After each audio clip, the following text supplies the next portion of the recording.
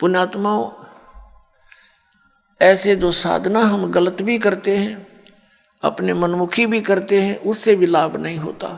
तो संत के वचन में शक्ति होती है और उस शक्ति से ही वो शब्द आपके अंदर काम करता है। जैसे जो औषधि होती है, इंजेक्शन के माध्यम से शरीर में प्रवेश कर दी जाती है तो वह काम करेगी, और बगैर सिरंज के वह अंदर नहीं जा सकती। तो ये समझो कि संत की वाणी सिरंज होती है, वो आपके अंतःकरण में इस मंत्र को प्रवेश करती है, फिर वो मंत्र आपके यहाँ कार्य करता है। इन्हीं मंत्रों को अन्य आदमी देता रहेगा, कोई लाभ नहीं होगा, अधिकारी है ही नहीं वो उसको देने का।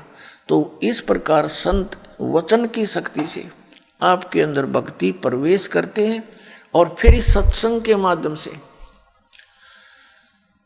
ये वाणी, अमर वाणी जो महापुरुषों ने बोली थी, उस वाणी को अधिकारी बोलता है तो वो आपके ऊपर असर करती है।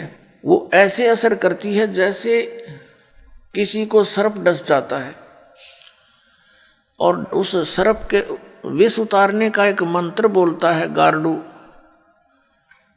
वो सपेरा। तो उस समय वो व्यक्ति मूर्छित पड़ा होता है जिसको सर्प ने काट रखा है, उसको पता ही नहीं ये बोलने वाला क्या वाणी बोल रहा है, और उसको बार बार उच्चारण करने से कुछ समय के बाद उसमें हलचल होती है, विष उतर जाता है, और ना उस वाणी को वो समझता है कि बोल क्या रहा है।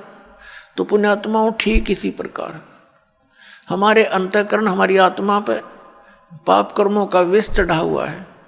इन महापुरुषों की वाणी, सदग्रंथों की वाणी और अधिकारी के द्वारा बोली गई आपके ऊपर से वो कुछ ऐसे जो पाप होते हैं, वाणी के पाठ, उच्चारण, श्रवण करने से ही कटा करते हैं। क्योंकि हम जब तक परमात्मा के चरणों में नहीं आते, सत्संग रूपी इस धोबी घाट पर हम नहीं आते, ये ड्राई क्लीन की शॉप समझ लो, यहाँ पर ड्राई क्लीन की दुकान है यहाँ, तो जब तक हम इसके संपर्क में नहीं आएंगे तो मैल कैसे समाप्त होगा?